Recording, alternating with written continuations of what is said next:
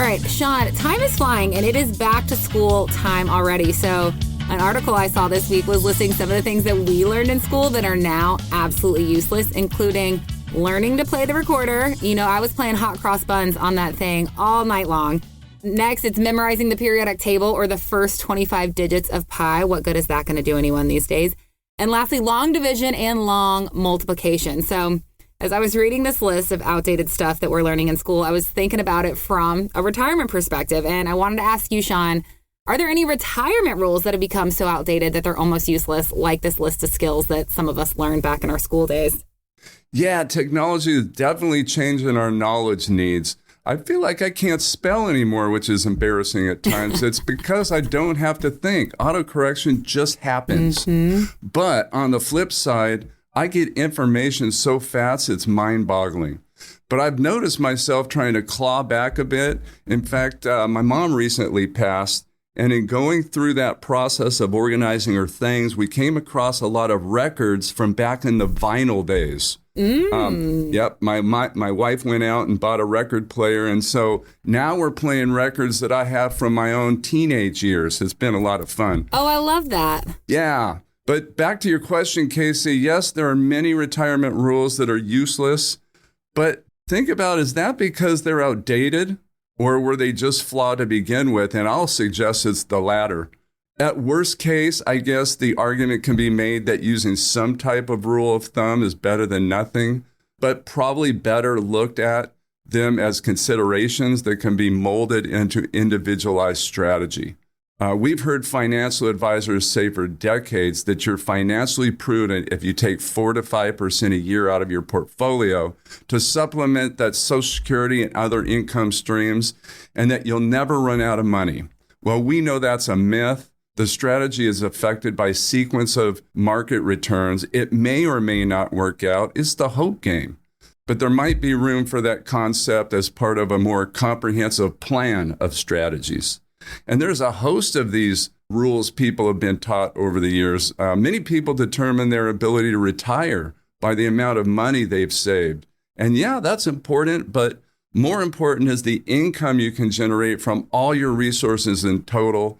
Income is the driving force of lifestyle. Another one would be the rule of 100. You minus your age from 100 to get the percentage of your portfolio that should be invested in stock or more aggressively. This doesn't make any sense. Your risk tolerance, guaranteed income sources, time horizons of earmarked buckets, tax consequences. There are so many things to consider in designing your investment strategy. You know, it's funny how we can go through life, following the rules, thinking we're doing things by the book, only to then discover that the book was rewritten and nobody told us about it. So it kind of feels like, you're showing up to maybe the right class, but you got the wrong textbook. So, Sean, for somebody listening right now who realizes they've been following one of these outdated retirement rules, what should be their first step? What should they do? Is it time for a total plan overhaul, or is there a smart, steady way that they can get back on track? It's not that you should throw your plan out the window. It's that we need to get more defined. We need to understand specifically what we're trying to accomplish and use what you've already created to create an individualized strategy that's going to help you reach your goals. Come in, have a discussion with us. We'll take a look at the plan that you already have, and we'll help you figure out if you need to make any adjustments. We show people how to take these concepts that are familiar and turn them into strategies that are designed to protect and provide for lifestyle. So we're going to offer our first 5 callers right now a complimentary financial plan assessment. Give us a call at 559-847-0039. We'll help you make sense of this retirement puzzle. Again, that number is 559-847-0039, or you can go to the website at masonstreetwealthmanagement.com. Yes, and you do not want to miss out on this opportunity. There is zero obligation. There is no commitment required. This is just your chance to bring your retirement questions to Sean and receive that guidance tailored to your specific situation. But spots are going to fill up, so pick up the phone now. Secure your spot on Sean's calendar. That number for you again, 559-847-0039. One more time for you, 559-847-0039. Or like he said, we are online at masonstreetwealthmanagement.com. Now, Sean, we have talked before about the best age to take Social Security. Should it be at 62 with a lower monthly paycheck, or should it be at 70 with the highest payment possible? But honestly, it all comes down to how long you will live. The Social Security website offers a life expectancy calculator based on your sex and your birth date, but the calculation does not take into account your current health, your lifestyle, or your family history. So I wanted to ask you, Sean, what do you use to come up with a longevity number, and how does it factor into deciding when to claim those Social Security benefits? Yeah, we have to get more detailed than the life expectancy calculations of the Social Security Administration. Social Security is such a big piece of the retirement puzzle. A lot of people don't realize how much it's really worth. Kind of consider how much money you would have to save or accumulate into an account in order for you to take that withdrawal out for the rest of your life. For most people, that's a $1 to $2 million account. Definitely have to take into consideration life expectancy. It's interesting because men feel like we're going to pass away early. I'm not going to make it to age 80 and I'm spending it all. Whereas the women, they feel like they're going to live to 95. And us as men, we want to set them up. We want to strategize for them so that if they do have that longevity, they're taken care of. We, as a planning firm, will default to age 90, but it's really a discussion because there's some people that come in and they say, look, I had childhood diabetes. I won't make it to age 80. We work with a lady who all 4 of her grandparents actually saw the age of 100. So wow. And we've never seen that before. So we really had to change up that default number. If you add up the paycheck that you'd receive at age 62, age 65, age 67, 70, any of these ages, you add them up, they're all going to break even or intersect about age 82. So that life expectancy discussion is really important. If you're going to live to 80, you might as well start it at earlier than 70. You might as well start your Social Security at 62, 65. But if you're going to live to 90, you might want to consider waiting until 70. It's all about strategy. And, most people come from the position, have the perspective of how much money can I get out of the Social Security Administration? What is the total amount that I can get them to pay me? Another strategy would be, is it more important that I get the most number of dollars from the resources that I have in total? And those are 2 different strategies. Many just default to starting at retirement, not really knowing. Each piece of the puzzle is going to affect other pieces of the puzzle, and that's why comprehensive planning is so important. You might have strategies in that plan that determine what the age you should take Social Security. A Roth conversion, that Roth conversion might require help in paying taxes, and Social Security might come in to help pay those taxes. So it's really important to determine Social Security timing, Social Security strategies in considering all aspects of retirement. A couple came in, they were the same age. They came into our office last month. They were planning on retiring at 65 and thinking they were going to start Social Security at 62. And after they learned their benefit would be reduced due to income thresholds, they figured that they would start at retirement. And then after going through our comprehensive planning process, we showed them how starting one benefit at age 66 and the other at 68 would significantly increase their total benefit amounts throughout their life expectancy, and then better support extended longevity in case that were to happen.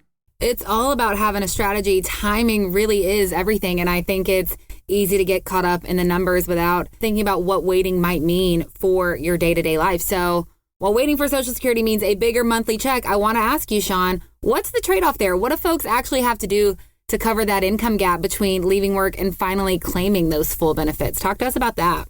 Yeah, the cost of waiting is the question, right? And this is why planning calculations are so important. You have to know those numbers, and they're going to be different for everyone. Once you decide what age, bridging that gap of income until you start Social Security is all about risk.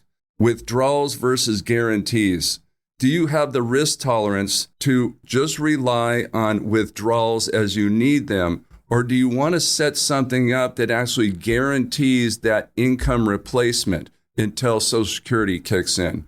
We'll help you with that. We'll help you walk through those calculations, and we'll help you figure out what's going to work best for you.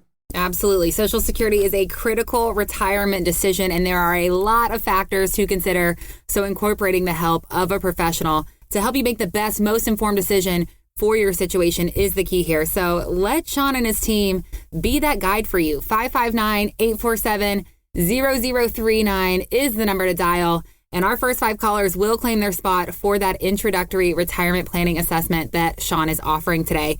559-847-0039 for this complimentary consultation. That number for you one more time, 559-847-0039, or you can always visit us at masonstreetwealthmanagement.com. All right, Sean, I've got a fun story for you.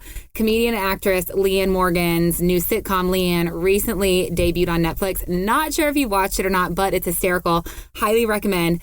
Now, the premise of this show is that Leanne's husband leaves her, so she's kind of rebuilding her life, and we're following along on that journey. But in real life, Leanne has been married to her husband for more than 30 years. She was on The Late Show with Stephen Colbert recently, and she was asked what her secret is. And I'm getting married next year, Sean, so right now I'm all ears for any kind of a marriage advice. So let's hear what Leanne had to say. And I tell people all the time, I go, we go to bed mad. You know, they always say don't do that. Don't go to bed angry, yeah. Yeah, we go to bed mad because we're tired and we don't feel like resolving conflict. We've been having the same fight for 30-something years. About what? About what? I'm messy. Yes, he's type A, anal retentive, everything's in its place, and I'm fun, you know?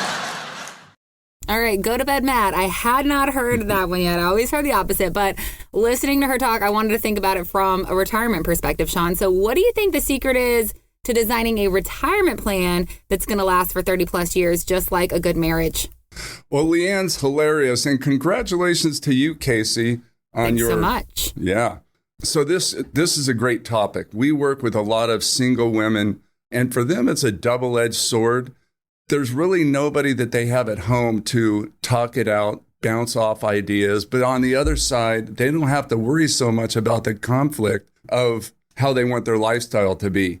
As we're going through our comprehensive planning process with couples, often we uncover things they didn't know about each other. So, for example, they both want to travel, but she wants to go on the Mediterranean cruise, and he wants to buy the RV and tour the national parks. Or he thought they were keeping the mountain cabin and buying the beach house. She thought they were selling the cabin and buying the beach house. So I don't think it's a secret, but communication is essential. I'd also add, and it will pay high dividends, consider your spouse as part of your legacy and plan to ensure their quality of life in the event you pass early. They will appreciate that.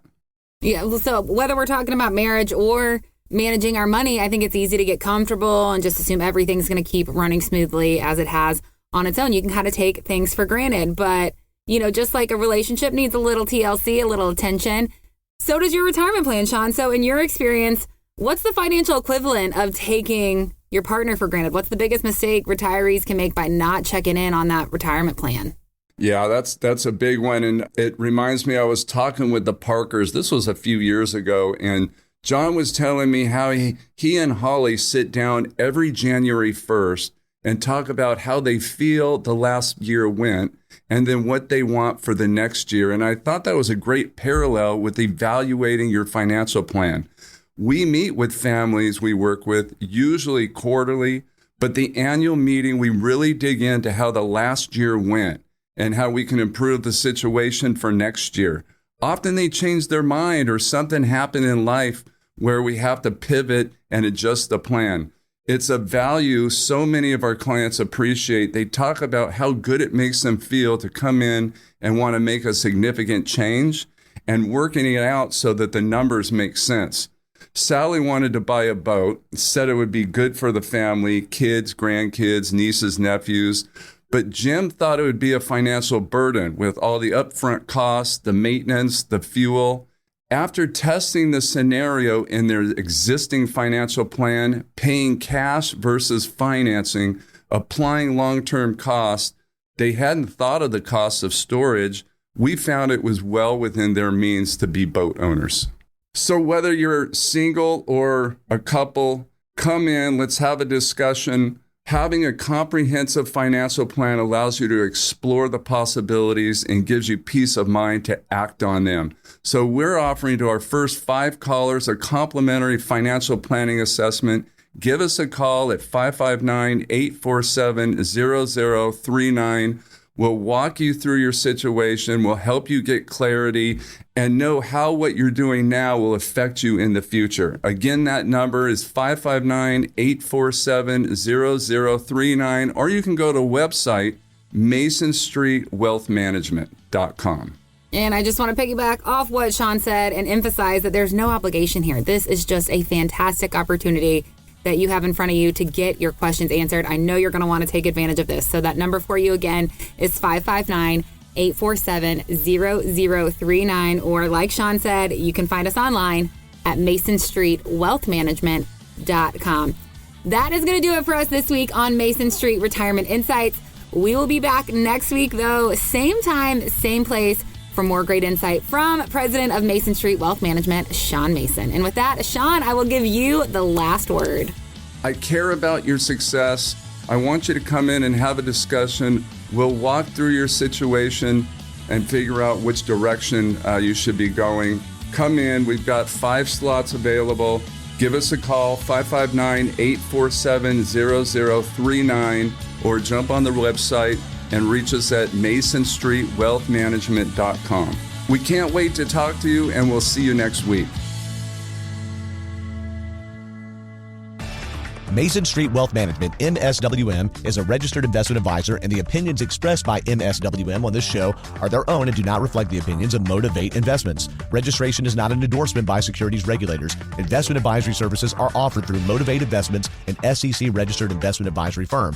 All statements and opinions expressed are based upon information considered reliable, although it should not be relied upon as such. Any statements or opinions are subject to change without notice. The information presented is for educational purposes only and does not intend to make an offer or solicitation for the sale or purchase of any specific securities, investments, or investment strategies. Investments involve risk and, unless otherwise stated, are not guaranteed. Information expressed does not take into account your specific situation or objectives and is not intended as recommendations appropriate for any individual. Listeners are encouraged to seek advice from a qualified tax, legal, or investment advisor to determine whether any information presented may be suitable for their specific situation. Past performance is not indicative of future performance. By contacting us, you may be provided with information about insurance products, including annuities. Offered through Sean A. Mason, California, insurance license number 0B54860. The firms are separate entities. Annuity guarantees rely on the financial strength and claims paying ability of the issuing insurance company and are not offered by Motivate Investments. Read your contract for restrictions, limitations, or penalties. MSWM is not licensed in all 50 states. To find out if MSWM is licensed in your state, please call 559-892-0002.